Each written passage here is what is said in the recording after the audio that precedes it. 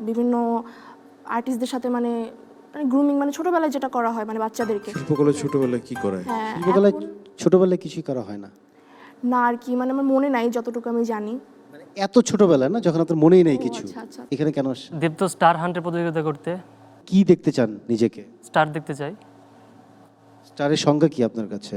স্টারের সংজ্ঞা like a star, STAR star, যার চলাফেরায় মনে হবে লাইক এ স্টার। হইল না, মানে স্টারের সংজ্ঞা লাইক এ স্টার। তোমার তো ওই মানে ওই উচ্ছ্বাসটা লাগবে। জি স্যার। হ্যাঁ কেন পছন্দ হলো, কেন প্রপোজাল করতে যাচ্ছ সেটা তো বোঝাতে হবে। ওকে, হাকিম ভাই একটু দাঁড়াবেন তাহলে। একদম রিজেক্ট করবে, তুমি রাজি করা এছাড়া, তাইলে গ্রিন কার্ড পাবা। দেখি তোমার কি কৌশল আছে।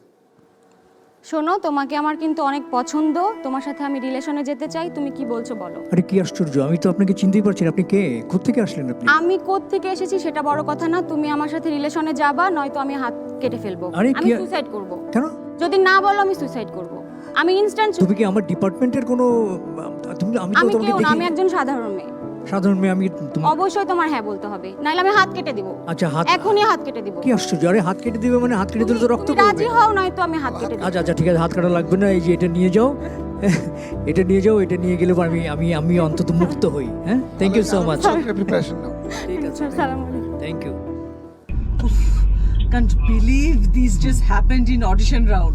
দাদা, আরে এটা তো কিছুই না, সামনে যে কত পাগলামি আছে, মানে আমরা আচ্ছা। আমি নিজেই অবাক হয়ে গেছি দেখে, যে মানে ছেলেমেয়েরা এত পাগলামি করছে, মানে কি হ্যাঁ। বলবো, এটা মানে অনেক অনেক মজার ইনসিডেন্ট আমরা দেখতে পাবো আসলে, মানে আচ্ছা। আমাদের এই পুরো এই কম্পিটিশনের ভিতর থেকে। can't wait to see. Right. খুবই ইন্টারেস্টিং কিছু। যতটুকু দক্ষতা অর্জন করতে পেরেছি, এতটুকু দক্ষতা শো করার জন্য তো একটা প্ল্যাটফর্ম দরকার। তো দীপ্ত স্টার হান্ট আমাদেরকে এত সুন্দর একটা প্ল্যাটফর্ম করে দিয়েছে, একটা সুন্দর একটা রিয়েলিটি শো হচ্ছে, এখান থেকে নেক্সট স্টার বাংলাদেশে বের হবে। তো এই অপরচুনিটি আমি কেন মিস করব? এই বিল্ডিংয়ে আগুন লাগছে, তুমি একটা রুমের মধ্যে আটকা পড়ছো, তোমার চতুর্দিকে আগুনের ফ্লেম দেখতে পাচ্ছি, আর হয়তো 5 মিনিট পরে তুমি মারা যাবা। তুমি শেষবারের জন্য মায়ের সঙ্গে কথা বলতেছো, এটা তুমি 10 সেকেন্ড ভাবো, তারপরে এটা পারফরমেন্সটা 30 সেকেন্ডে করবা, কিংবা এর মধ্যে 30 সেকেন্ডের মধ্যে আগুন লেগে গেছে, ধোঁয়ায় কষ্ট হচ্ছে, ফিল করে করো এটা, দেখি বসে করো, হাঁটতে হাঁটতে করো, নট নেসেসারি যে যেভাবে ইচ্ছা করো। হ্যাঁ, যেভাবে ইচ্ছা আপনার যেভাবে জন্য মন চায় যেটা করো। কমফোর্টেবল হয়।